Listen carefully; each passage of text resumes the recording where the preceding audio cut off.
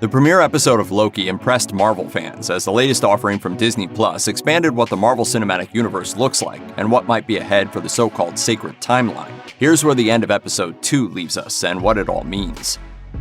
Loki Episode 2 kicks off with yet another cruel, elaborate trick from the hooded Loki variant. This time, he's attacking a hunter and her Minutemen in Oshkosh, Wisconsin in 1985, at a Renaissance fair of all places. It's here where Hunter C-20 is brainwashed and forced to dispatch her own squad before the Loki variant kidnaps her and drags her through a golden time door. This is just another example of how relentless this other version of Loki is, something that the TVA allied Loki attempts to explain to Mobius and the other hunters when they try to track down the missing team. Although we might be Team TVA, our god of mischief hasn't quite given up on his trickster ways just yet, evidenced by the fact that he tries to fool the group into thinking that they'll be murdered by the lesser Loki variant if they step outside the tent, that he's the only one who can approach the variant without dying, and that the Timekeepers are in grave danger. This is a big fat lie, of course. Mobius immediately calls Loki out on it, unraveling Loki's real plan in front of him. He's just trying to weasel his way in front of the Timekeepers in an attempt to seize control of the TVA, rather than plead for his life and avoid being erased from the timeline.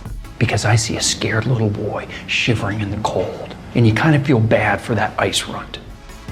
Wait, you thought Loki was a science fiction adventure series? Well, it is, but it's sneakily also a procedural show wrapped up in a fantastic cosmic setting.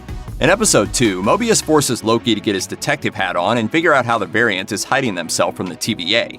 But as Loki quickly finds out, detective work isn't always chasing after bad guys. It's most often done by trawling through paperwork and searching for inconsistencies. Loki sees this research as an opportunity to find out more about the TVA, as well as the beginning and the end of time. It's just a shame that's all classified material that he's not allowed to access. But it makes sense. Giving the god of mischief the truth behind life, the universe, and everything would definitely be a mistake. Unfortunately for Loki, the mind-numbing paperwork is where he learns about the destruction of Asgard in Thor Ragnarok at the hands of the Fire Lord Surtur. It's that callback to the 2017 movie that sparks the idea that in an apocalypse event, it doesn't matter what time travelers do because the end result will always be the same. This leads Loki to theorize that his villainous variant is hiding in moments of devastating destruction. After Loki makes his argument by destroying Mobius's lunch, the pair travel to Pompeii, Italy in 79 AD to test out Loki's theory. It turns out that Loki's theory is accurate. Time travelers don't create variance energy at apocalypse events, which not only changes the game for Loki the series, but also sets an intriguing precedent for the impending introduction of the multiverse in the rest of the MCU. Before we get to the climactic ending of Loki Episode 2 and its dramatic reveal, we have to talk about the Timekeepers. When Loki and Mobius hit a wall with their apocalyptic research and begin narrowing down places the variant could be, they start discussing the very nature of the TVA and the Timekeepers. Though these three magic lizards, as Loki calls them, haven't appeared in the flesh in the first 2 episodes of Loki, their presence is kept up by huge statues around the offices, depicting them in their robes. But where are they? Why aren't they at the forefront of protecting the past, present, and future alongside the rest of the TVA? Well, according to Mobius, they're untangling the sacred timeline in their chamber to make sure that time ends in the right way. So they're dictating the lives of countless beings throughout the universe, and Marvel doesn't want to show them off? That sounds fishy. But the question still remains, what happens when time runs out? It would be the end of the TVA because there would be no more Nexus events or time branches to mop up, as Loki himself puts it. Only order. No chaos? It sounds boring. I'm sure it does to you. Interestingly, Loki writer Michael Waldron confirmed that Doctor Strange in the Multiverse of Madness will clean up the mess left by the Disney Plus series. When talking about how to set up complicated storylines, Waldron told Vanity Fair, "Yeah, we'll leave that for the next writer.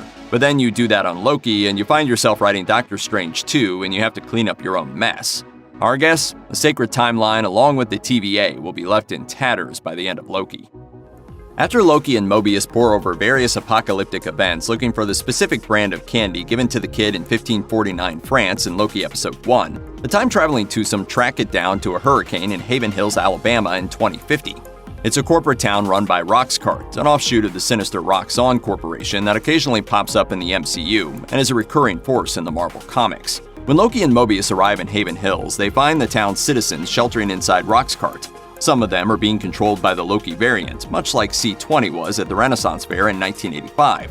Though Loki says that he's plotting to overthrow the TVA and wants the villainous variant at his side, it's not clear if he's playing up to the well-known fact that he's a trickster. He does seem to genuinely be interested in turning over a new leaf, so it could be a double bluff, and that's what we're betting is happening here. As it turns out, this is the moment when the hooded Loki variant's identity is revealed, likely sooner than anyone expected. She's Lady Loki, complete with her own gold horn crown. In the comics, a female version of Loki is first introduced in 2008's Thor Volume 3, Number 5. When Thor's hammer damages the destroyer and the Asgardian Baldur the Brave Odinson pops out. After his initial death post-Ragnarok, Baldur spent time in the destroyer gathering up other Asgardians and waiting until the day that Thor set him free. Thor's confused as to why Baldur is out of the destroyer but the other Asgardians aren't. It turns out that most of them left, but one stuck around, a dark-haired woman who knows Thor.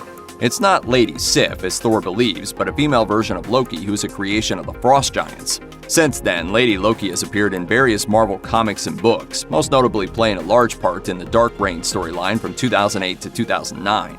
That grapples with the fallout from the Secret Invasion event, which Marvel is already adapting into a Disney Plus series. But hang on, is this Lady Loki? If you happen to watch this episode in Spanish, you probably know the answer already.